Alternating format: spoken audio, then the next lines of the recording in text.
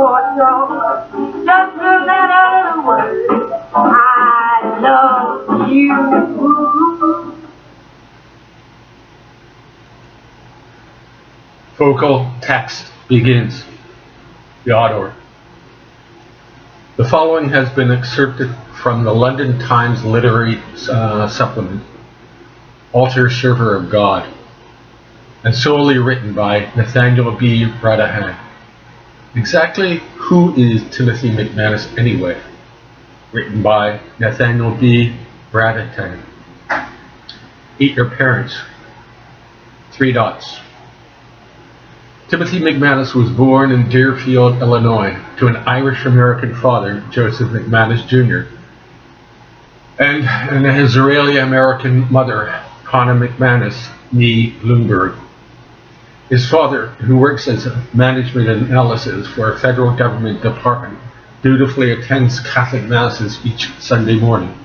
His mother prefers to stay at home and philosophically wonder why God has given her little in way of faith, most especially her not-so-dutiful son, Timothy. My mother is much like my dad, liquidly exuberant. Timothy once used these words to describe his mother. Her hair permeates with a heavy skunkish smell of marijuana. He later recanted, muttering, "I'm sorry I said that. Kinda." Timothy's first novel, Eat Your Parents, was published by the Beanstalk Book Press. Convinced their son's novel was highly autobiographical and somewhat vengeful, his parents published their own book entitled But Eating Rude Children is Far More Nutritious. Immediately upon graduation from Princeton, Timothy landed a job position with the NYC-based Jacob and Callahan Publishing Company Limited. At the time, the world's most prestigious and eminent book publisher. ... Saying hello to Fred Flintstone and his comic pals. 3 dots. Timothy subsequently described those first 3 years as working in a pointless abstract cartoon. He cited some of the atypical characters with whom he worked, such as his immediate boss, Sylvia cough cough Tinkleworth, who, according to Timothy, was a narcissist, obsessive, manic-depressive chain smoker who always punctured her verbal sentences with phlegm-drenched chronic coughing. The company's CEO fared no better in Timothy's analytical assessment. He was the greediest living soul I've ever met. Those frightening black eyes would rotate like a cashier's display and come to an abrupt halt and spring open like a cash register drawer. Ka-ching! Or so it always went. 3 dots. Suddenly goodbye to Wilma, sorta. 3 dots. Timothy endured many setbacks in his life, highly disturbing nightmares, he would call them. One painful experience came about when his reporter girlfriend Barbara, Timothy immediately fell in love when he met her at Princeton, traveled to Atlanta for a news story. As it turned out, Timothy was talking on the phone to Barbara in her hotel room when he suddenly heard a distinctly husky male voice in the background. "Hey, baby boo, you can't trade paradise with a telephone call.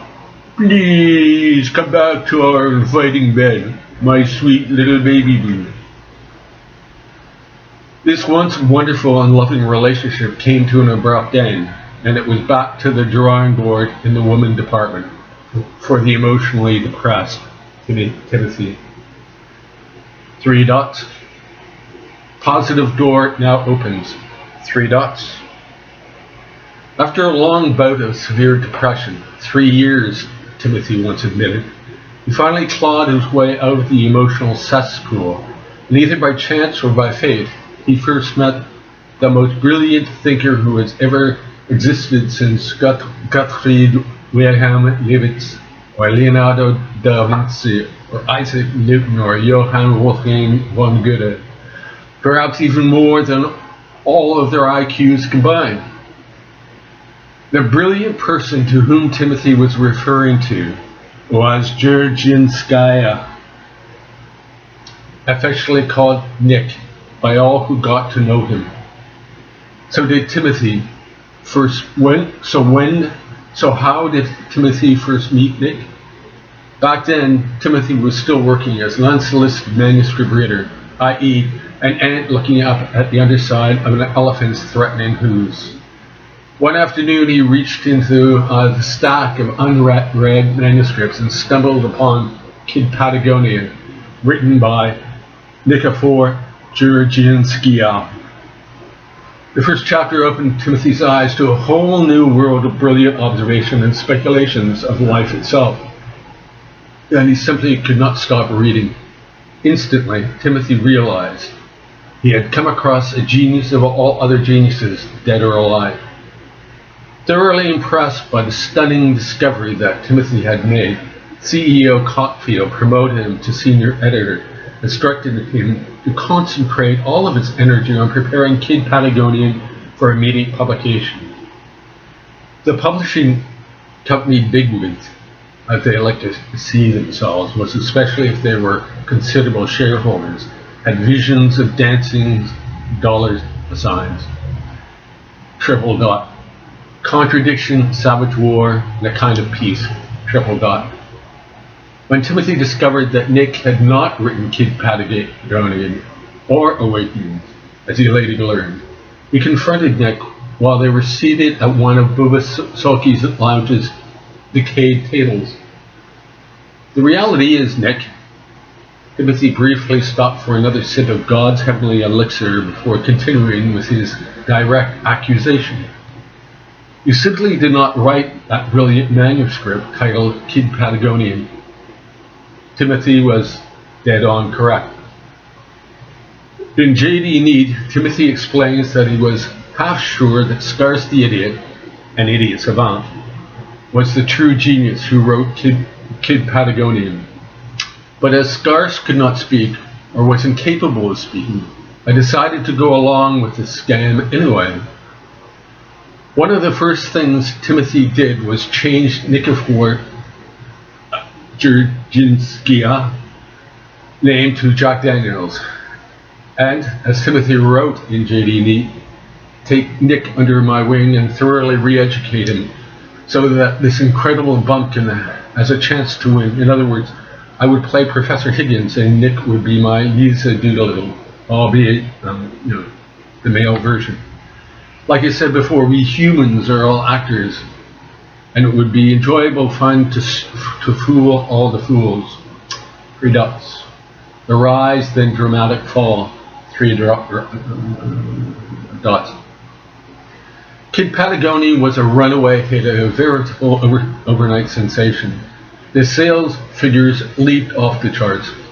Nick's sophomore work, Awakenings, was so successful that Harvey Haddad, USA Today's book critic, compared the sales to the 1,000,000,000,000,000,000,000,000 stars that make up our universe. The fans' reaction? Mr. Jack Daniels fans went totally crazy. Haddad continued. It was if JD had suddenly become a god-like being. Some of his fans, in fact, even believed JD was the real God incarnate. However, all false gods invariably take a hard fall. 3 dots. Admirably, Nick eats the lie. 3 dots.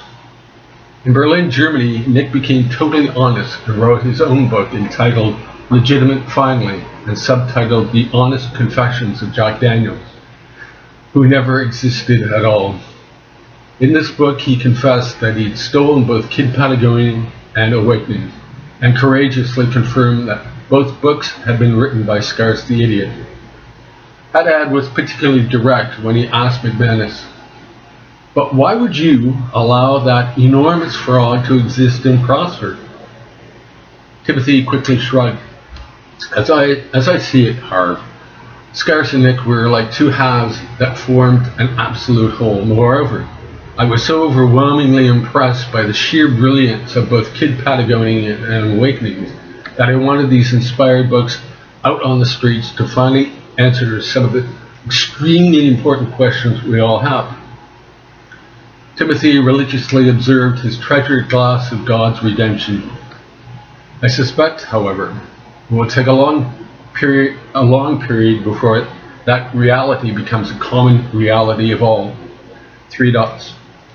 Relaxing in the breeze, poolside bar, 3 dots. Timothy currently lives in a swank condominium on Bleecker Street in Greenwich Village, New York City, not far from the Breeze poolside bar, whose not so humble proprietor is the ultra jazz singer-composer Frankie Sinatra IV. As this bio writer would soon learn, Timothy always refers to this hallowed location as God's comfy little paradiso. Timothy stands primed and ready for book signings, lively fireside chats, and even listening for the right fee to the ranting of crazed fans. Most especially though, he never rejects the invitation to spend a full night at Hugh Hefner's most current Playboy mansion. Footnote. Sadly, Hugh Hefner's life came to an end, and his blessed daddy never again rose to the heights of glory.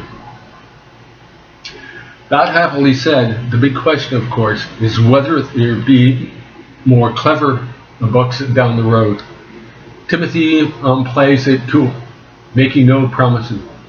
However, having set the literary world on fire more than once now, the smart money would be to give a hearty thumbs up and happy, spirituous cheers to all. Vocal text ends.